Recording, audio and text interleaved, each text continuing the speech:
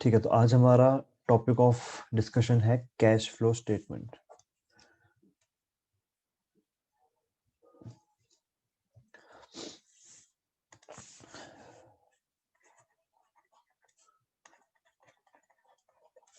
Cash flow statement as per accounting standards 3। ठीक है, ये एक नंबर का क्वेश्चन आ जाता है कि अकाउंटिंग स्टैंडर्ड कौन सा है कैश फ्लो का, तो थर्ड है, याद रखना है।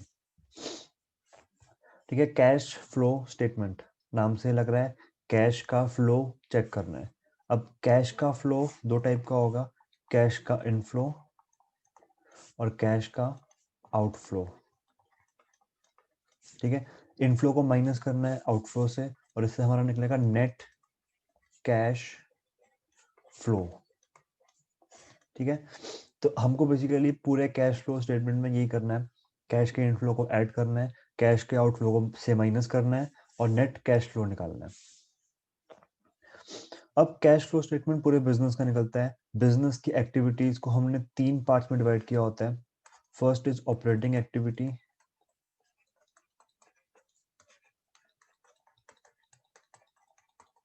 वो एक्टिविटीज जिसके जो बिजनेस ऑपरेट करता है, बेसिकली जो बिजनेस मतलब बिजनेस का जो मेन पर्पस होता है उसको कंप्लीट करने के लिए जो ऑपरेशंस बिजनेस के होते हैं उसको ऑपरेटिंग एक्टिविटीज कहते हैं। फिर आते हैं investing activities,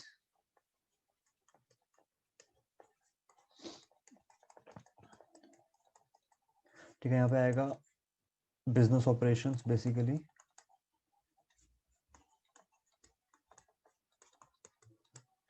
investing activities, business जहां जहां पे इन्वेस्टमेंट करता है। बिजनेस बेसिकली दो जगह इन्वेस्टमेंट करता है, एक फिक्स एसेट्स में इन्वेस्टमेंट करता है एंड जो उसकी नॉन करंट इन्वेस्टमेंट्स होती हैं।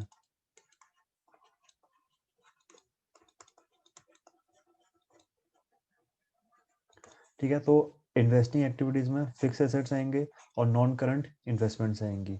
थर्ड होता है फाइनेंसिंग एक्टिविटीज।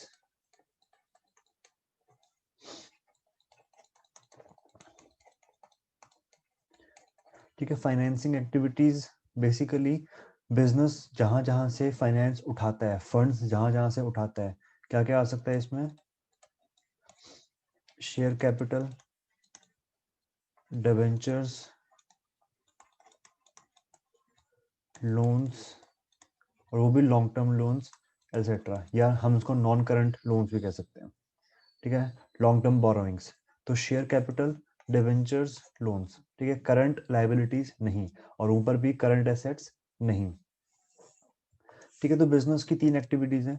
ऑपरेटिंग एक्टिविटीज, जो बिजनेस ऑपरेट कर रहा होता है, बिजनेस जो चल रहा है हमारा, उसके अंदर जो भी एक्टिविटीज होंगी उसको ऑपरेटिंग एक्टिविटीज कहते हैं।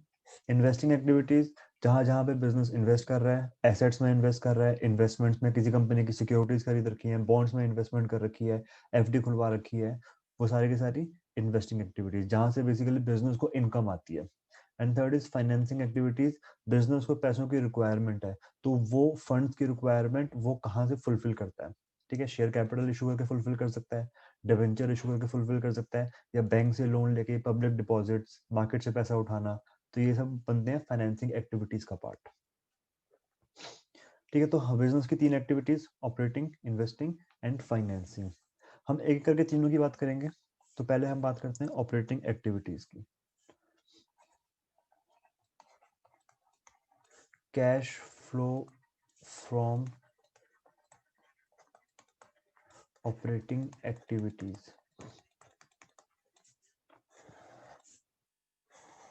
ठीक है, अब बिजनेस के अंदर दो टाइप की एक्टिविटीज होती हैं। फर्स्ट इज ऑपरेटिंग एक्टिविटीज,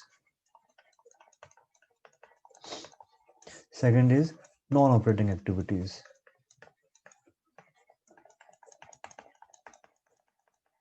ठीक है, ऑपरेटिंग एक्टिविटीज वो एक्टिविटीज होती हैं कि जिनको अगर नहीं करेंगे तो हमारे बिजनेस पे वो बहुत इफेक्ट डालेगा। नॉन ऑपरेटिंग एक्टिविटीज वो एक्टिविटीज होती हैं कि अगर बाई चांस ना भी हो तो इतना फर्क नहीं पड़ेगा। फॉर एग्जाम्पल, बिजनेस में अगर हमारा ट्रेडिंग फर्म है तो गुड्स खरीदना और गुड्स बेचना हमारे बिजनेस के लिए क्या होगा, ऑपरेटिंग एक्टिविटी होगा, क्योंकि गुड्स खरीदे बिना हमारा बिजनेस नहीं चल पाएगा और गुड्स बेचे बिना हमारा बिजनेस अगेन नहीं चल पाएगा। ठीक है, हमारे बिजनेस के पास दो बिल्डिंग्स हैं, ठीक है। एक में हम अपना खुद का बिजनेस करते हैं, एक हमने किराए पे चढ़ा रखी है, वहां से हमको मिलता है रेंट, रेंट रिसीव्ड, ठीक है। अब अगर देखा जाए हमारे बिजनेस का मेन मोटिव क्या है, गुड्स खरीदना, गुड्स बेचना। जो हमने दूसरी बिल्डिंग रेंट पे चढ़ा रखी है और जिससे हमको रेंट मिल रहा है, उसको हम एक तरह से साइड इनकम कह सकते हैं, ठीक है, सेकेंडरी इनकम। तो अगर वो इनकम ना भी हो तो भी कुछ खास फर्क नहीं पड़ेगा, क्योंकि हमारा बिजनेस का मेन मोटिव गुड्स खरीदना और गुड्स बेचना है। तो ये कौन सी एक्टिविटी होगी, नॉन ऑपरेटिंग एक्टिविटी। इसके बिना भी बिजनेस हमारा ठीक ठाक चल रहा है, लेकिन गुड्स खरीदे बिना और गुड्स बेचे बिना हमारा बिजनेस ठीक से नहीं चल पाएगा। तो ये मेजर डिफरेंस होता है operating and non operating activities में, ठीक है। अब हमको निकालना है cash flow from operating activities. अब ऑपरेटिंग एक्टिविटीज में ऑपरेटिंग एक्सपेंसेस भी आ सकते हैं, operating expenses and operating revenue, ठीक है। कैश फ्लो हमें चेक करना है। कैश फ्लो चेक करने के लिए अगर जैसे कि हमने अभी ऊपर देखा था कि कैश का इनफ्लो हमें चाहिए, उसे हम माइनस कर देंगे कैश का आउटफ्लो, ठीक है।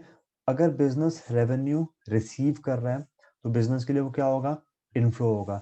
बिजनेस अगर खर्चा कर रहा है, मान लो गुड्स परचेज की है, तो कैश का तो आउटफ्लो होगा, ठीक है। तो इनफ्लो होगा रेवेन्यू और आउटफ्लो होगा एक्सपेंसेस। तो हम बेसिकली क्या करेंगे, ऑपरेटिंग रेवेन्यू को माइनस करेंगे ऑपरेटिंग एक्सपेंसेस से, ठीक है। Operating revenue minus operating expenses is equals to cash flow from operating activities, ठीक है। अब ऑपरेटिंग रेवेन्यू और ऑपरेटिंग एक्सपेंस दोनों का डिफरेंस क्या होगा, cash flow from operating activities. But एक चीज ध्यान रखना, ये ऑपरेटिंग रेवेन्यू और ऑपरेटिंग एक्सपेंसेस दोनों कैश होने चाहिए। Cash operating revenue minus cash operating expenses हमारा बनेगा cash flow from operating expenses, operating activities.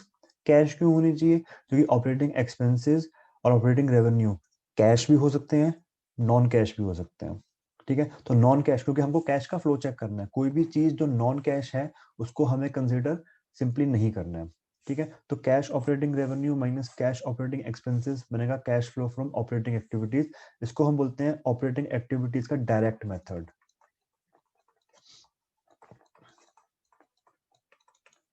ठीक है। सिंपल है, ऑपरेटिंग रेवेन्यू ढूंढना है कैश नेचर का, ऑपरेटिंग एक्सपेंस ढूंढना है वो भी कैश नेचर का, दोनों का डिफरेंस निकालना है, ये बन जाएगा cash flow from operating activities, ठीक है। इतना सिंपल भी नहीं है,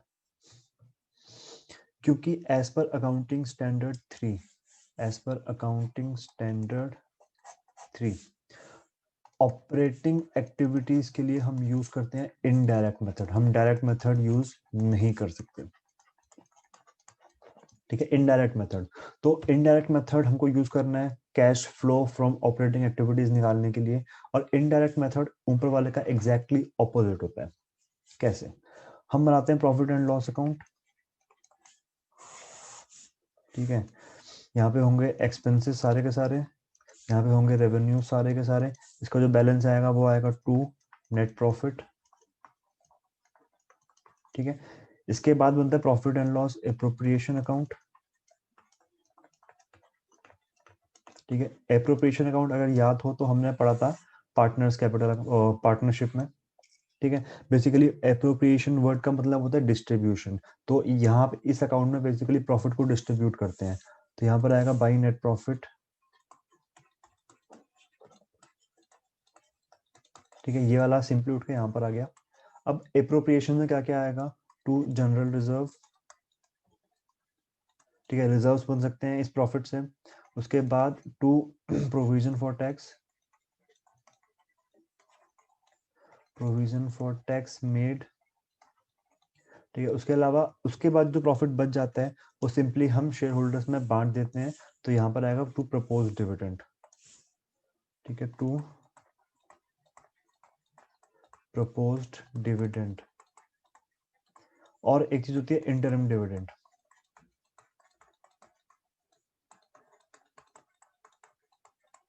ठीक है, दोनों में डिफरेंस क्या है वो भी पढ़ेंगे। उसके बाद एंड में आता है to net profit after tax.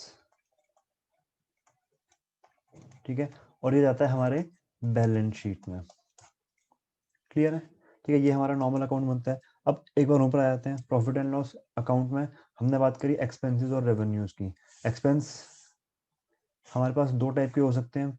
First is operating expenses, मतलब वो एक्सपेंसेस जिनको किए बिना बिजनेस हमारा नहीं चलेगा। और सेकंड होते हैं नॉन ऑपरेटिंग एक्सपेंसेस। ठीक है, ऑपरेटिंग में भी दो टाइप होंगे हमारे पास। ठीक है, cash and operating expenses. Second is non cash and operating expenses. Non operating expense में भी अगेन दो टाइप होंगे हमारे पास। First is cash and non operating expenses. Second is non cash and non operating expenses. ठीक है, एक बार दोबारा देखते हैं। एक्सपेंस हमारे पास दो टाइप के होंगे, ऑपरेटिंग एंड नॉन ऑपरेटिंग, और दोनों में कैश भी हो सकते हैं, नॉन कैश भी हो सकते हैं। तो ऑपरेटिंग एक्सपेंस में cash and operating, non cash and operating, and non operating में cash and non operating, non cash and non operating. ठीक है, सेम बाइफिकेशन हम रेवेन्यूज का भी कर सकते हैं, operating revenue and non operating revenue. ठीक है, ऑपरेटिंग रेवेन्यू के दो टाइप हो जाएंगे, cash and operating revenue, non cash and operating revenue. Non operating revenue के भी दो टाइप हो जाएंगे, cash and non operating revenue, non cash and non operating revenues. Clear है? ठीक है, profit and loss account, debit side सारे expenses, ये डेबिट साइड है, ये क्रेडिट साइड है। डेबिट साइड सारे एक्सपेंसेस, क्रेडिट साइड सारे रेवेन्यूज। एक्सपेंस के दो कैटेगरीज हैं, ऑपरेटिंग नॉन ऑपरेटिंग। रेवेन्यूज के भी दो हैं, operating non operating. Operating cash भी हो सकते हैं, ऑपरेटिंग नॉन कैश भी हो सकते हैं, और नॉन ऑपरेटिंग भी कैश एंड नॉन कैश दोनों हो सकते हैं। ठीक है, अब ऊपर जो हमने डायरेक्ट मेथड देखा था, क्या था? Cash operating revenue minus cash operating expenses, वो हमारा बनता था cash flow from operating activities. Simple है। अब ये दोनों items, cash operating revenues and cash operating expenses, हम नीचे ढूंढते हैं। ठीक है, कैश ऑपरेटिंग रेवेन्यू और कैश ऑपरेटिंग एक्सपेंसेस। ठीक है, कैश ऑपरेटिंग रेवेन्यू ये रहा एंड कैश ऑपरेटिंग एक्सपेंसेस ये रहा। ठीक है, हमको इन दोनों का डिफरेंस चाहिए। इसके अलावा इन दो आइटम्स के अलावा जितनी भी आइटम्स बच गई, कौन कौन सी बची हैं? Non cash and operating expense, cash and non operating expense, non cash and non operating expense. और इस side non cash and operating revenue, cash and non operating revenue, and non cash and non operating revenue. ये सारी items बनेंगी indirect method का part. ठीक है, सिर्फ ये दोनों नहीं बनेंगे, cash and operating expense, cash and operating revenue, ये दोनों बनते हैं डायरेक्ट मेथड का पार्ट। इनडायरेक्ट मेथड के लिए इन दोनों के अलावा जो भी बच गया वो सब पार्ट बनेगा। ठीक है, अब क्वेश्चन में हमको ये गिवन होगा, क्वेश्चन में हमको गिवन होगा नेट प्रॉफिट आफ्टर टैक्स, या फिर नेट प्रॉफिट जो बैलेंस शीट के अंदर अपीयर कर रहा है। ठीक है, हमको यहां से चलना है और हमको ऊपर तक आना है। ऊपर तक कैसे आना है? अब देखो, हमको चाहिए कैश एंड ऑपरेटिंग रेवेन्यू ये वाला minus cash and operating expenses. ठीक है, अगेन कोई भी लेजर अकाउंट होता है, उसकी जो दो साइड्स होती है वो इक्वल टू की दो साइड्स होती हैं। कोई भी चीज यहां से यहां पर आएगी तो साइन चेंज हो जाएगा, प्लस का माइनस, माइनस का प्लस, और कोई भी चीज यहां से यहां जाएगी तो भी साइन चेंज होगा, प्लस का माइनस और माइनस का प्लस। ठीक है, तो अगर हम कैश एंड ऑपरेटिंग एक्सपेंस को डेबिट साइड से उठा के क्रेडिट साइड ले जाएं तो वहां पे प्लस था, यहाँ पे हो जाएगा माइनस का, और यहाँ पे कैश, इसके अलावा जो बाकी तीन आइटम बच गई, ये और ये, इन तीनों को उठा के हम क्रेडिट साइड से डेबिट साइड ले जाते हैं। ठीक है, तो ये कुछ ऐसा बनेगा।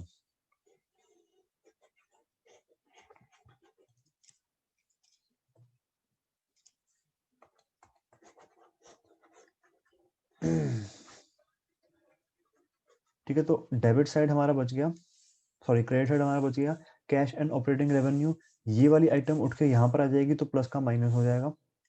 ठीक है, तो एक बार इसका हम थोड़ा क्लियर करते हैं एक बार। ठीक है, तो cash and operating revenue minus cash and operating expenses.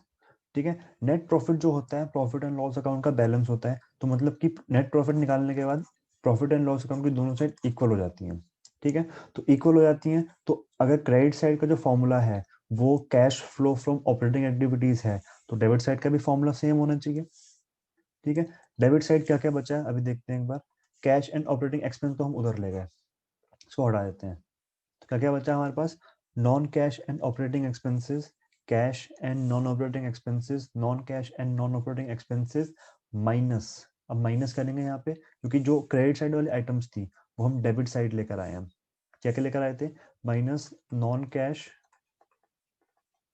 And operating revenue minus cash and non operating revenue minus non cash and non operating revenue.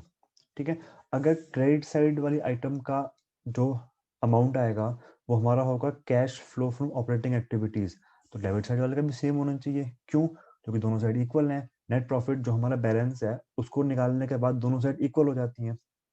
ठीक है, तो क्वेश्चन में हमको गिवन होगा ये वाला प्रॉफिट, ये जो यहाँ पे गिवन है नेट प्रॉफिट आफ्टर टैक्स।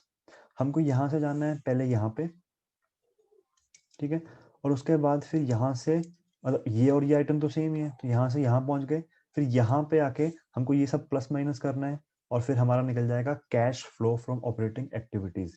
इतना सब क्यों कर रहे हैं, क्योंकि अकाउंटिंग स्टैंडर्ड 3 में लिखा हुआ है कि हम cash flow from operating activities के लिए सिर्फ इनडायरेक्ट मेथड यूज कर सकते हैं, डायरेक्ट मेथड यूज नहीं कर सकते। ठीक है, तो नेट प्रॉफिट में से ये जो नेट प्रॉफिट है इसमें से हमने ये सब चीजें माइनस करी होंगी, ये और ये सब माइनस करके ये आया होगा। अब अगर हमको यहाँ से यहाँ जाना है, उल्टा जाना है, तो ये सब प्लस करना पड़ेगा। तो नेट प्रॉफिट आफ्टर टैक्स में interim dividend, propose dividend, provision for tax और जनरल रिजर्व प्लस कर देंगे तो नेट प्रॉफिट आ जाएगा। ठीक है, तो इसको देखते हुए बनाते हैं हम ऑपरेटिंग एक्टिविटीज का फॉर्मेट। कैश फ्लो स्टेटमेंट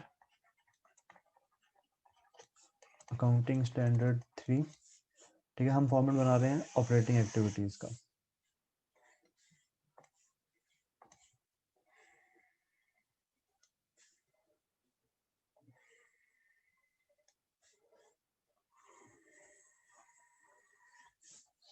ठीक है, पर्टिकुलर्स, डिटेल्स और अमाउंट। ठीक है, सबसे पहले आ रहा है net profit as per balance sheet, question में हमें गिवन होगा। ठीक है, कौन सा वाला नेट प्रॉफिट है, ये वाला नेट प्रॉफिट आफ्टर टैक्स वाला। ठीक है, अब इसमें हम क्या क्या ऐड करेंगे, general reserve, provision for tax made, propose dividend made, लिखा नहीं है बट मेड आएगा, और इंटरिम डिविडेंड मेड। तो नेट प्रॉफिट में हमने ऐड कर दिया, या इसको ऐड कर दिया, ट्रांसफर टू जनरल रिजर्व, और क्या ऐड किया, प्रपोज्ड स्लैश इंटरिम, दोनों साथ में कर लेते हैं, डिविडेंड मेड। ध्यान रखना मेड और पेड दो टर्म्स आएंगी, दोनों में डिफरेंस होता है। प्रपोज डिविडेंड मेड भी आएगा और प्रपोज डिविडेंड पेड भी आएगा। ठीक है, प्रोविजन फॉर टैक्स, इसमें भी दो टर्म्स आएंगी, provision for tax made and paid. For tax यहाँ पे मेड आएगा, दोनों में डिफरेंस क्या होता है वो हम पढ़ेंगे आराम से। तो ये चीजें हमने ऐड कर दी, इन सबको ऐड करने के बाद जो अमाउंट हमको मिलेगा वो अमाउंट होगा net profit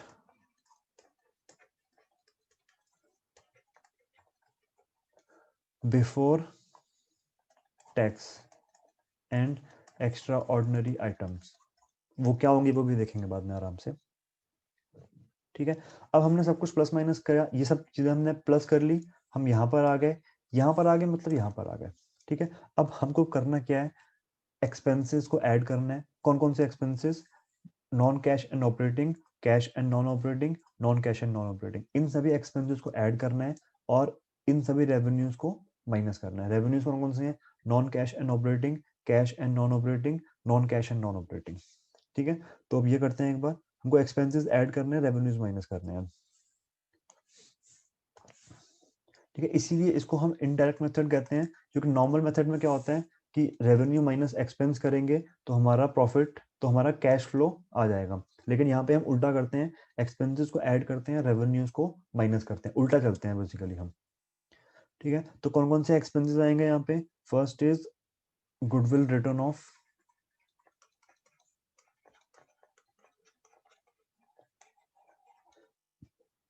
depreciation slash amortisation. ठीक है, गुडविल रिटर्न ऑफ की जगह बेसिकली हम इंटेंजिबल एसेट्स रिटर्न ऑफ भी कह सकते हैं, क्योंकि गुडविल, पेटेंट्स, जो भी इंटेंजिबल एसेट्स होते हैं, अगर वो राइट ऑफ हो रहे हैं तो वो यहाँ पर आएंगे, तो उसको गुडविल से बेटर इंटेंजिबल एसेट्स कर सकते हैं हम। Intangible assets return of. उसके अलावा loss on sale of fix asset, loss on sale of fix asset. Interest paid. ठीक है, कौन सा इंटरेस्ट? अगर हमने बैंक से लोन ले रखा है उस पर इंटरेस्ट पे करेंगे। डिवेंचर्स अगर हमने इशू कर रखे हैं उस पर इंटरेस्ट पे करेंगे। अगर पब्लिक डिपॉजिट ले रखा है उस पर भी इंटरेस्ट पे करेंगे। Dividend paid.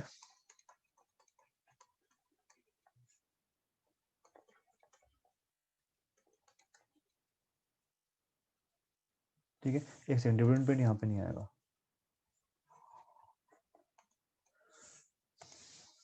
ठीक है, इंटरेस्ट पेड आ गया। ये सब हो गया हमारा एक्सपेंसेस। एक्सपेंसेस को हमने क्या कर दिया? ऐड कर दिया। अब लेस करेंगे रेवेन्यूज को। कौन कौन से रेवेन्यूज आएंगे? Again rent paid, rent received not paid. ठीक है, रेंट पेड ऊपर आएगा, रेंट रिसीव्ड,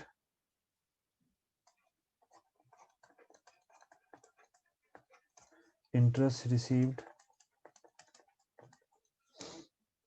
ठीक, और क्या आएगा? Profit on sale of fix asset.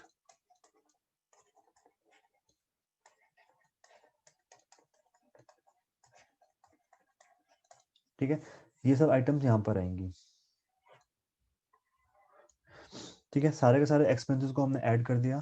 ठीक है, इनको अलग अलग भी कर सकते हैं कि सारे ऐसे ऐड किया यहाँ पे, फिर सम कर दिया, इसको फिर इससे ऐड कर दिया, इसको और इसको हम ऐड कर दिया, फिर जितने भी माइनस वाले थे उनको एक साथ कर दिया, उनका सम कर दिया, और फिर इस वाले को इससे माइनस कर दिया। ठीक है, ऐसे भी कर सकते हैं। यहाँ पे हो गए हमारे एक्सपेंसेस और रेवेन्यूज खत्म।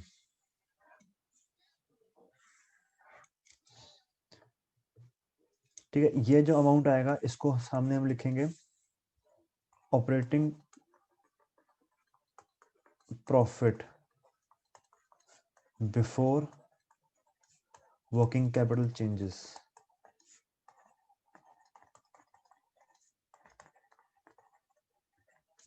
ठीक है, वर्किंग कैपिटल के चेंज होने से पहले का ये प्रॉफिट है, ऑपरेटिंग प्रॉफिट है।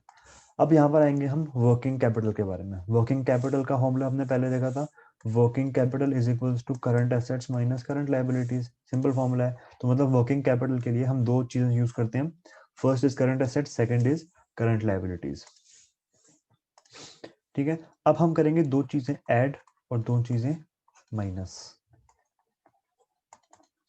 ठीक है, मतलब बेसिकली करंट एसेट्स और करंट लायबिलिटीज के बारे में बात कर रहे हैं यहाँ पे।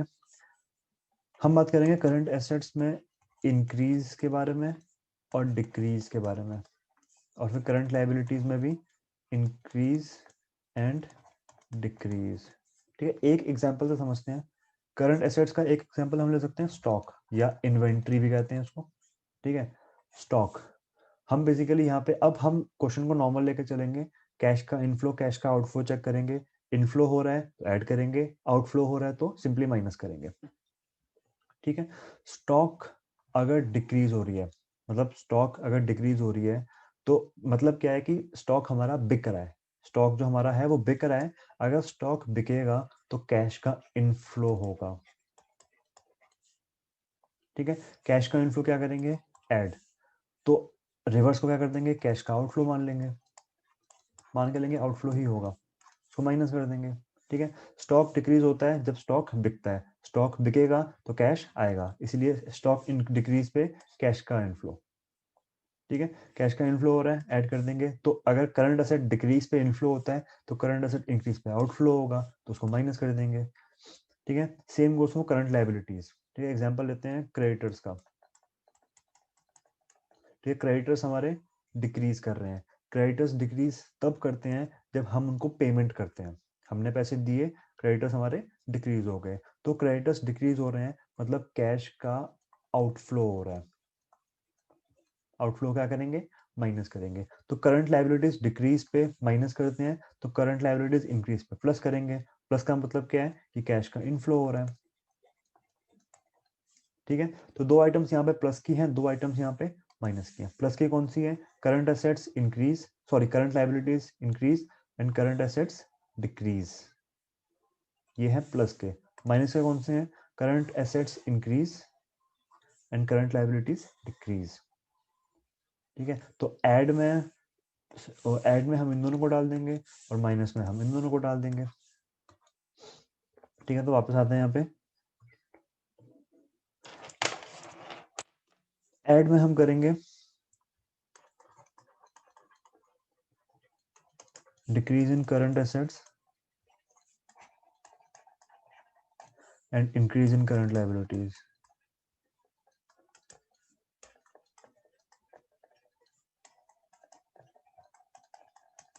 ठीक है। ध्यान रखना, यहाँ पे करंट एसेट्स और करंट लायबिलिटीज नहीं लिखना है, यहाँ पे उनके नाम स्पेसिफाई करने हैं, क्रेडिटर्स आ गया, बिल्स पेबल आ गया, ठीक है। Bank overdraft, although bank overdraft यहाँ पे नहीं आता है, ठीक है। करंट एसेट्स में फिर ट्रेड पेबल्स आ गया, ट्रेड रिसीवेबल्स आ गया, बिल्स रिसीवेबल आ गया, डेटर्स आ गए, इन्वेंट्रीज आ गई, तो वो सब यहाँ पे मेंशन करने हैं। लेस में आएगा इंक्रीज इन करंट एसेट्स और डिक्रीज इन करंट लायबिलिटीज,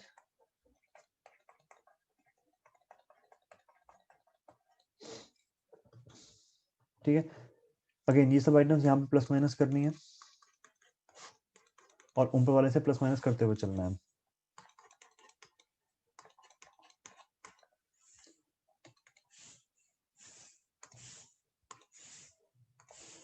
ठीक है। इन दोनों का सम करके ये जो अमाउंट आएगा ये ब्रैकेट में आ जाएगा माइनस का, अब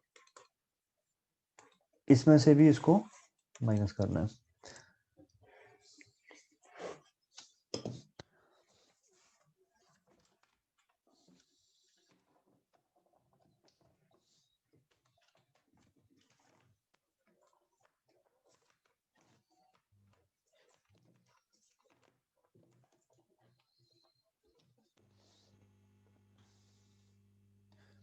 ठीक है। तो ये सब प्लस माइनस किया हमने,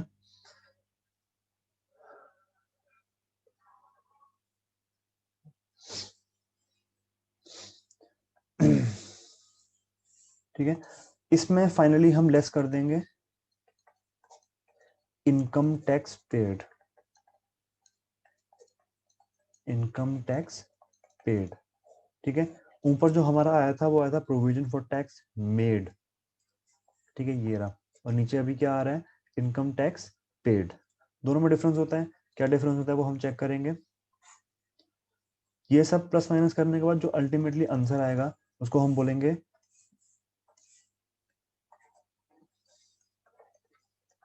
कैश फ्लो फ्रॉम या कैश यूज्ड इन ऑपरेटिंग एक्टिविटीज, ठीक है। कैश फ्लो फ्रॉम, अगर तुम्हारा आंसर जो अल्टीमेटली ये आंसर आया है ये प्लस में आ रहा है तो cash flow from operating activities, और अगर ये आंसर माइनस में आया है तो कैश यूज्ड इन ऑपरेटिंग एक्टिविटीज, ठीक है। तीनों एक्टिविटीज के लिए हम सेम लेके चलेंगे, अगर आंसर प्लस में आ रहा है तो cash flow from that particular activity, और अगर आंसर माइनस में आ रहा है तो cash used in that particular activity, उसका नाम मेंशन करेंगे, ठीक है। ये पूरा फॉर्मेट है हमारा cash flow statement, cash flow का नहीं है ये, बेसिकली फर्स्ट पॉइंट है हमारा, यहाँ पे थोड़ी जगह कम है, फर्स्ट पॉइंट है जो कि होगा ऑपरेटिंग एक्टिविटीज, हेडिंग आएगी हमारे यहाँ पे ऑपरेटिंग एक्टिविटीज, ठीक है। इसी के नीचे अगर हमारी नोटबुक में स्पेस होगा, इसी के नीचे नेक्स्ट सेकंड एक्टिविटी आएगी हमारी इन्वेस्टिंग एक्टिविटीज,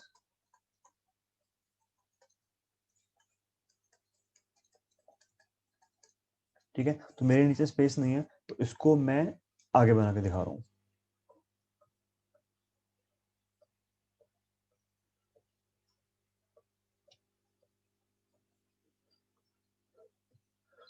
ठीक है, यहां से हम स्टार्ट करते हैं सेकंड पॉइंट जो कि हमारा था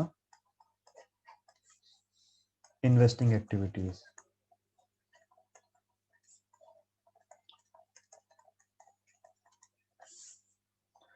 अगेन दो कॉलम बनेंगे, वैसे दो कॉलम की जरूरत नहीं होती, एक कॉलम से भी काम चल जाता है, ठीक है। इन्वेस्टिंग में हमने बात करी थी कि इन्वेस्टिंग में क्या क्या आता है, इन्वेस्टिंग में आता है fix assets and non current investment, ठीक है।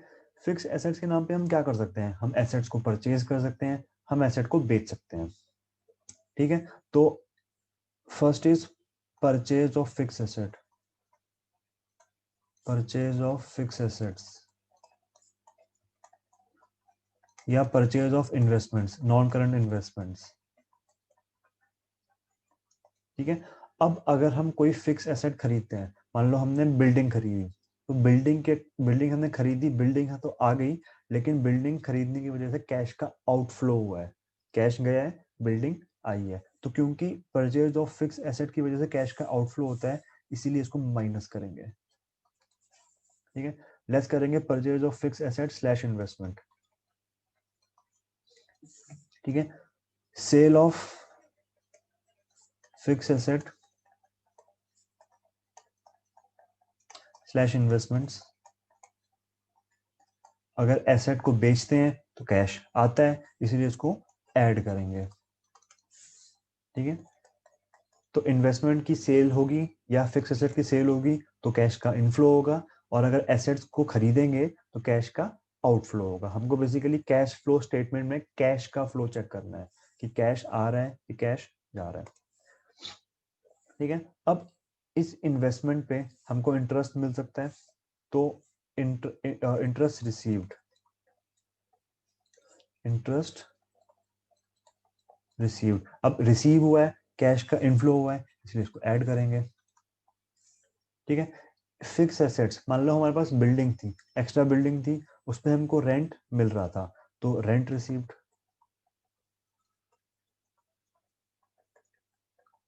क्योंकि इनफ्लो है कैश का, इसलिए ऐड कर रहे हैं, ठीक है। फिक्स एसेट, मान लो चलो बिल्डिंग के अलावा तुम्हारे पास फर्नीचर पड़ा था, या फर्नीचर भी नहीं, मशीनरी पड़ी थी, तुमने मशीनरी किसी को यूज करने के लिए दे दी किराए पे, अगेन तो वहां पे भी रेंट मिलेगा, क्योंकि एसेट इन्वेस्टिंग एक्टिविटीज का पार्ट है, तो उस पर होने वाली इनकम भी इन्वेस्टिंग एक्टिविटीज का पार्ट होगी। सेम नॉन करंट इन्वेस्टमेंट्स, मान लो तुमने किसी कंपनी के शेयर्स खरीद लिए, उस शेयर्स पे क्या मिलेगा, डिविडेंड मिलेगा, तो यहाँ पे डिविडेंड रिसीव भी आ सकता है, डिविडेंड रिसीव्ड। या तुमने गवर्नमेंट के बॉन्ड्स खरीद लिए, उस पर इंटरेस्ट मिलेगा, तो क्योंकि वो इन्वेस्टमेंट इसी एक्टिविटी, इन्वेस्टिंग एक्टिविटीज का पार्ट है, तो उस पर होने वाली इनकम भी इसी एक्टिविटी का पार्ट होगा, ध्यान रखनी है ये बात, ठीक है। ये सेम चीज अप्लाई होगी फाइनेंसिंग में भी, तो ये interest receive, rent receive, dividend receive, ये यहाँ पे तो आएगा ही आएगा, साथ में यहाँ पे भी जाएगा, क्योंकि interest received, rent received, dividend received by nature revenues होते हैं, ठीक है, रेवेन्यू भी होते हैं, तो यहाँ पे ऑपरेटिंग में हम ये देख रहे हैं कि ये तीनों रेवेन्यूज हैं, इसीलिए माइनस किए हैं। यहाँ पे हम क्या चेक कर रहे हैं कि ये तीनों की वजह से कैश का इनफ्लो हो रहा है, इसीलिए इनको यहाँ पे ऐड कर रहे हैं, ठीक है। दोनों जगह देखने का नजरिया अलग अलग है, ठीक है। बाकी चीजें हैं वही, जो इंटरेस्ट रिसीव यहाँ पर आएगा सेम अमाउंट वहां पे भी जाएगा, रेंट रिसीव जो यहाँ पर आएगा सेम अमाउंट वहां पे भी जाएगा, और डिविडेंड रिसीव जो यहाँ पर आएगा अगर आया तो, क्वेश्चन में सारी इन्फॉर्मेशन एक साथ कभी नहीं गिवन होगी, एक या इक्का दुक्का इन्फॉर्मेशन ही होती है उसमें, ठीक है। तीनों आइटम्स हम प्लस करेंगे,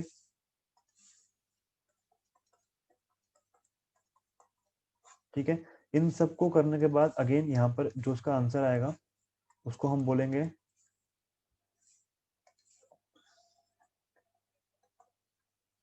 कैश फ्लो फ्रॉम या कैश यूज्ड इन, अगेन सेम, प्लस में आएगा तो कैश फ्लो फ्रॉम, माइनस में आएगा तो cash used in investing activities.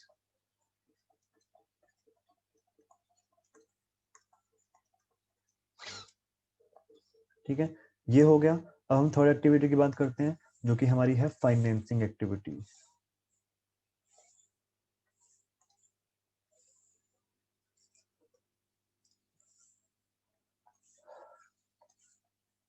ठीक है, third activity cash flow from financing activities. ठीक है, अब फाइनेंसिंग एक्टिविटीज की बात करते हैं। फाइनेंसिंग में हमने देखा था क्या क्या आएगा। फाइनेंसिंग में आएगा शेयर कैपिटल, डिवेंचर्स और लोन। अब इनके बारे में हम इनसे हम क्या कर सकते हैं, हम शेयर कैपिटल इशू कर सकते हैं, डिवेंचर्स इशू कर सकते हैं, बैंक से लोन ले सकते हैं, या डिवेंचर्स को रिडीम कर सकते हैं और लोन की पेमेंट कर सकते हैं। ठीक है, तो फर्स्ट आ रहा है, पहले हम देखते हैं प्लस वाले ऐड वाले आइटम्स। ठीक है, ऐड वाली आइटम्स यहां पर आएंगी। Issue of share capital, share capital issue करना। ठीक है, सेकंड आएगा इशू ऑफ डिवेंचर्स।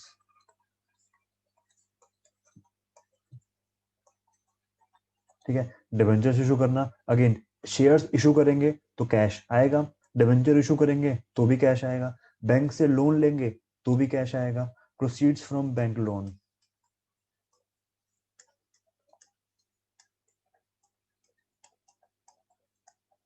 ठीक है, अब अगर शेयर कैपिटल रिडीम करेंगे, ठीक है, इक्विटी का भी रिडीम नहीं होती है, प्रेफरेंस हो सकते हैं, तो redemption of preference share capital, पैसे वापस कर रहे हैं तो कैश का आउटफ्लो हो रहा है, माइनस करेंगे। ठीक है, डिवेंचर्स को रिडीम करना, अगेन कैश का आउटफ्लो हो रहा है, माइनस करेंगे, और बैंक का लोन वापस पे करना, तो वहां पे भी कैश का आउटफ्लो हो रहा है, वहां पे माइनस करेंगे, तो लेस रिडम्पशन ऑफ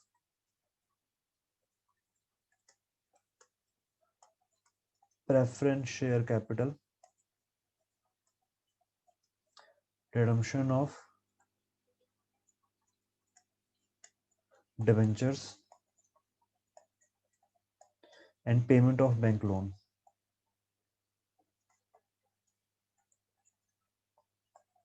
ठीक है, ये तीन चीजें भी क्या होंगी, माइनस होंगी, तो स्टार्टिंग की तीन चीजें प्लस और बाकी की तीन चीजें माइनस।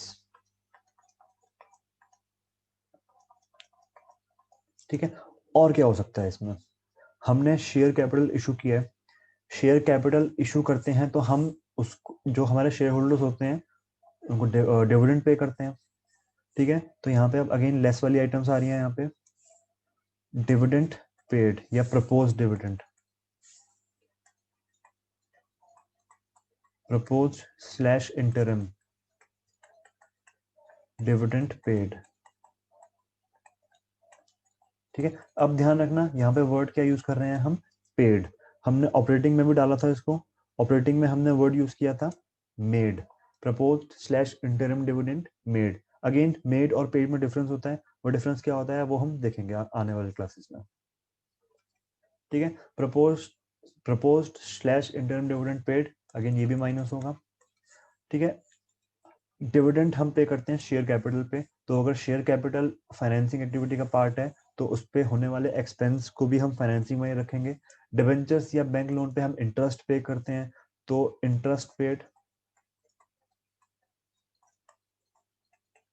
ठीक है, तो ये भी, अगर डिवेंचर्स या बैंक लोन फाइनेंसिंग एक्टिविटी का पार्ट है तो उस पे होने वाला एक्सपेंस भी फाइनेंसिंग एक्टिविटी का ही पार्ट होगा। ठीक है, इजी है, बस एक्टिविटी ध्यान रखनी है कौन सी एक्टिविटी थी। ठीक है, ये इंटरेस्ट पेड यहाँ पे भी शो हुआ है ऑपरेटिंग में, ये रहा। ठीक है, इंटरेस्ट पेड। ठीक है, अगेन जितने भी एक्सपेंस है हमारे वो दो जगह जाएंगे, एक तो ऑपरेटिंग एक्टिविटी में अगर एक्सपेंस है तो प्लस, रेवेन्यू है तो माइनस, और सेम उनकी कंसर्न एक्टिविटीज में भी जाएगा। अगर कोई भी चीज फाइनेंसिंग एक्टिविटी का पार्ट है तो उस पर होने वाला एक्सपेंस भी उसी एक्टिविटी का पार्ट होगा, और कोई भी चीज जो इन्वेस्टिंग एक्टिविटी का पार्ट है उस पर होने वाली इनकम भी इन्वेस्टिंग एक्टिविटी का ही पार्ट बनेगी। ठीक है, सब कुछ प्लस माइनस करके यहाँ पे अगेन हम फिर यूज करेंगे कैश फ्लो फ्रॉम या कैश यूज्ड इन फाइनेंसिंग एक्टिविटीज।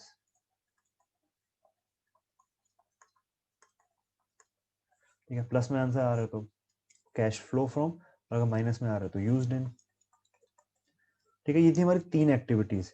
इसके अलावा 2 चीजें और आती हैं, उनको भी देख लेते हैं।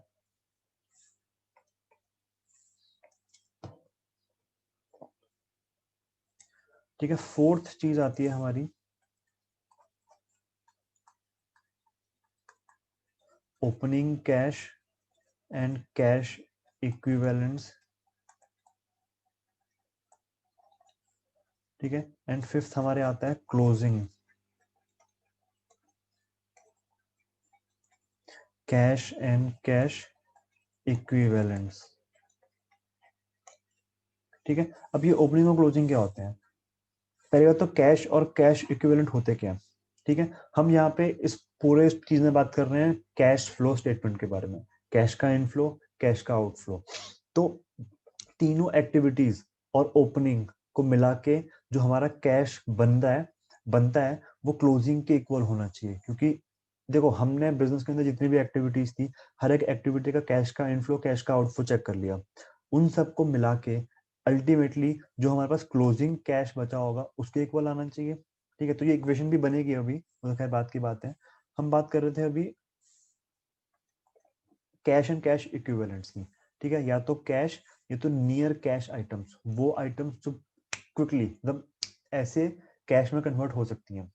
ठीक है, इसके अंदर 3-4 आइटम्स आती हैं। फर्स्ट तो ठीक है, और ये ओपनिंग क्लोजिंग दोनों के लिए सेम होगी। ठीक है, कैश एंड कैश इक्विवेलेंट्स की बात कर रहे हैं। ठीक है, कैश तो है सेम ही है, कैश इक्विवेलेंट्स की बात करते हैं। ठीक है, कैश इक्विवेलेंट में क्या क्या आएगा? ठीक है, ये तो कैश है ही, कैश इन हैंड, और कैश इक्विवेलेंट्स में कैश एट बैंक। ठीक है, जो कैश हमारे बैंक में पड़ा हुआ है। ठीक है, हम अभी बैंक जाएंगे, एक फॉर्म फिल करेंगे, 10 मिनट 15 मिनट के अंदर अंदर बैंक बैलेंस कन्वर्ट हो गया कैश में। एक आता है मार्केटेबल सिक्योरिटीज,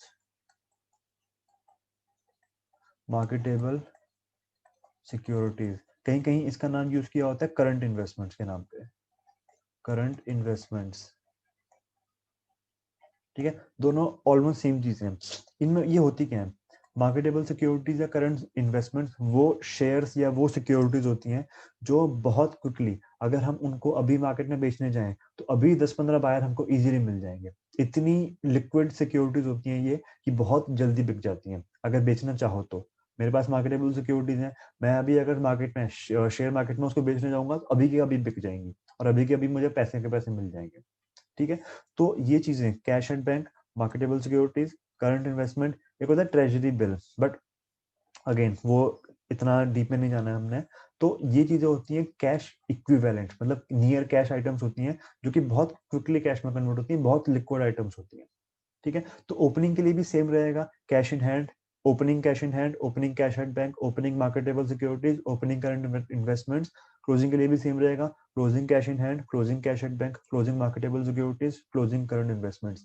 अगेन क्वेश्चन में हमको सारी आइटम्स कभी नहीं गिवन होंगी, एक या दो आइटम गिवन होंगी, या फिर directly cash and cash equivalents लिख के दिया होगा हमको। ठीक है, तो ओपनिंग वाला यहाँ पे लिखना है, क्लोजिंग वाला यहाँ पे लिखना है। ठीक है, हमारी फर्स्ट एक्टिविटी थी operating, second investing, third financing, fourth opening cash and cash equivalents, and fifth is closing cash and cash equivalents. ठीक है, तो operating activities plus investing activities plus financing activities plus opening cash and cash equivalent must be equals to closing cash and cash equivalent. ये equation हमने form करी है। ठीक है, और ये टैली होनी चाहिए, ये इक्वल आउट होनी चाहिए। अगर तुम्हारा आंसर इससे मैच कर रहा है, अच्छी बात है, तुम्हारा आंसर 95% ठीक होने के चांसेस हैं, 5% तब भी एरर का गैप रहता है। ठीक है, और अगर ये इक्वेशन टैली नहीं हो रही है मतलब कहीं गड़बड़ करी है। ठीक है, तो operating plus investing plus financing plus opening cash must be equals to closing cash and cash equivalent. ठीक है, हमको अल्टीमेटली ये इक्वेशन सेटिस्फाई करनी होती है। ठीक है, तो इसका फॉर्मेट एक यहाँ पे भी शो मैं तुम्हें कर ही देता हूँ, ठीक है। ये है format of cash flow statement, ठीक है। अगेन सारा यहाँ पे गिवन है, नेट प्रॉफिट आफ्टर टैक्स, उसमें ऐड किया propose slash interim dividend, transfer to general reserve, provision for tax made, extraordinary items if any, ठीक है। ये बात की बातें देखेंगे। इससे आ जाता है नेट प्रॉफिट बिफोर टैक्स, उसमें ऐड करते हैं expenses, depreciation slash amortisation, intangible assets, return of. Preliminary expenses वो एक्सपेंस होते हैं जो कि बिजनेस स्टार्ट होने से पहले के होते हैं, ठीक है। Discount on issue of debentures again expense है। Bad debts written off, loss on sale of fix asset, interest on short term and long term borrowings, ठीक है। ये सारे के सारे एक्सपेंसेस हैं, तो ये आएंगे ऐड वाले आइटम में। फिर करेंगे माइनस में, माइनस में आएंगे सारे रेवेन्यूज, ठीक है। Profit on sale of fix asset, interest receive, dividend receive, rent receive, सबके सब रेवेन्यूज है माइनस हो रहे हैं, देखो यहाँ पे, ठीक है। ये आ जाएगा operating profit before working capital changes, इसमें हम ऐड करेंगे increase in current liabilities and decrease in current assets, minus करेंगे decrease in current liabilities and increase in current assets, ठीक है। ये हम देख चुके हैं। ये आ जाएगा cash flow from operating activities before tax, tax paid ad कर लेंगे, टैक्स पेड है यहाँ पे, इनकम टैक्स पेड, ऊपर आया था मेड, यहाँ पर है पेड। ये आ जाएगा कैश फ्लो फ्रॉम या कैश यूज्ड इन ऑपरेटिंग एक्टिविटीज, ठीक। आगे चलते हैं। सेकंड हमारा आ रहा है इन्वेस्टिंग एक्टिविटीज, ठीक है। इसमें अगेन एसेट बेचेंगे, एसेट खरीदेंगे, इन्वेस्टमेंट बेचेंगे, इन्वेस्टमेंट खरीदेंगे। Proceed from sale of fix assets, ठीक है। सेल कर रहे हैं, कैश आ रहा है इसलिए ऐड किया है, ठीक है। परचेज करेंगे फिक्स एसेट को, कैश जाएगा, माइनस कर रहे हैं, ठीक है। Proceed from sale of non current investments, non current investments बेचेंगे तो ऑब्वियसली कैश आ रहा है, ऐड करेंगे, और अगर खरीदेंगे तो कैश जा रहा है, माइनस करेंगे, ठीक है। परचेजेस ऑफ इंटेंजिबल एसेट्स भी यहीं पर आता है, ठीक है। इंटेंजिबल एसेट मतलब गुडविल, तो गुडविल अगर रिटर्न ऑफ हो रही है, राइट ऑफ कर रहे हैं, तो ऑपरेटिंग में जाएगा, और अगर इंक्रीज हो रही है तो फिर आएगा हमारा इन्वेस्टिंग में। उसके अलावा फिक्स एसेट्स पे income, rent received, non current investments की इनकम, इंटरेस्ट एंड डिविडेंड, अगर शेयर्स खरीदे हैं तो डिविडेंड इनकम है, अगर डिवेंचर्स या किसी लोन में डेट डेट में इन्वेस्ट किया है तो interest received. Again cash flow from या cash used in investing activities, ठीक है। फिर आ गया फाइनेंसिंग एक्टिविटीज, फाइनेंसिंग एक्टिविटीज में क्या क्या है, issue of share capital, equity and preference दोनों आएंगे इसमें, इशू किए हैं, आया है कैश, ऐड, ठीक है। सिक्योरिटीज प्रीमियम रिजर्व भी यहाँ पर आता है, अगर शेयर्स हमने प्रीमियम पे इशू किए हैं। Issue of debentures, again cash का inflow, proceeds from taking bank loan, bank loan लिया है, कैश आ रहा है। Increase in bank overdraft, bank overdraft एक, पहली बात तो बैंक ओवरड्राफ्ट एक करंट लायबिलिटी होती है, ठीक है। बट इसको ऑपरेटिंग एक्टिविटीज में शो करने की जगह हम फाइनेंसिंग एक्टिविटीज में शो करते हैं, ठीक है। ये फॉर्मेट में चेंज हुआ है, आज से 4-5 साल पहले जो बैंक ओवरड्राफ्ट है, सॉरी ये नहीं, ये, ठीक है, जो बैंक ओवरड्राफ्ट हुआ करता था आज से 4-5 साल पहले, उसको हम ऑपरेटिंग में ही शो करते थे। थोड़ा चेंज किया है फॉर्मेट में, तो बैंक ओवरड्राफ्ट को फाइनेंसिंग में शो करते हैं, फाइनेंसिंग का पार्ट बनाते हैं उसको, ठीक है। तो ये होगा, ठीक है। फिर redemption of preference shares, payment कर रहे हैं, कैश का आउटफ्लो हो रहा है, माइनस करेंगे। Redemption of debentures, payment of bank loan, again payment कर रहे हैं तो इसीलिए माइनस करेंगे। डिविडेंड पेड, अब जो हमने इक्विटी और प्रेफरेंस शेयर्स इशू किए हैं उन पे हम डिविडेंड पे करेंगे, तो अगर इक्विटी और प्रेफरेंस शेयर्स जो हैं वो फाइनेंसिंग एक्टिविटी का पार्ट है, तो उसकी जो एक्सपेंस है, कहाँ गया, हाँ ये रहा, उसको जो एक्सपेंस है वो भी फाइनेंसिंग एक्टिविटी का पार्ट बनेगा। फिर इंटरेस्ट पेड, जो हमारा डिवेंचर्स हैं या जो बैंक लोन है उस पर हम इंटरेस्ट पे करेंगे, तो अगर डिवेंचर्स और बैंक लोन फाइनेंसिंग एक्टिविटी का पार्ट है तो उसका एक्सपेंस भी फाइनेंसिंग का पार्ट होगा। और payment of bank overdraft, bank overdraft को पे कर रहे हैं, शॉर्ट टर्म लायबिलिटी पे कर रहे हैं, कैश का आउटफ्लो हो रहा है इसलिए माइनस करेंगे यहाँ पे। यह आएगा कैश फ्लो फ्रॉम या कैश यूज्ड इन फाइनेंसिंग एक्टिविटीज, ठीक है। और लास्ट आ रहा है opening slash closing cash and cash equivalent, ठीक है। हम सीधा नेट कैश फ्लो भी निकाल सकते हैं, net cash and cash equivalent भी निकाल सकते हैं। तो cash in hand, cash at bank, demand deposit with bank, current investments, marketable securities, ये सब बनते हैं कैश एंड कैश इक्विवेलेंट का पार्ट, ठीक है। तो again first operating plus second investing plus third financing plus fourth opening cash and cash equivalent must be equals to fifth, that is closing cash and cash equivalent. Equation satisfy हो गई, अच्छी बात है, नहीं हुई तो फिर चेक करो कि गलती कहाँ पर हुई है। ठीक है, तो आज के लिए इतना ही रखते हैं, बाकी फिर हम क्लासेस में पढ़ेंगे।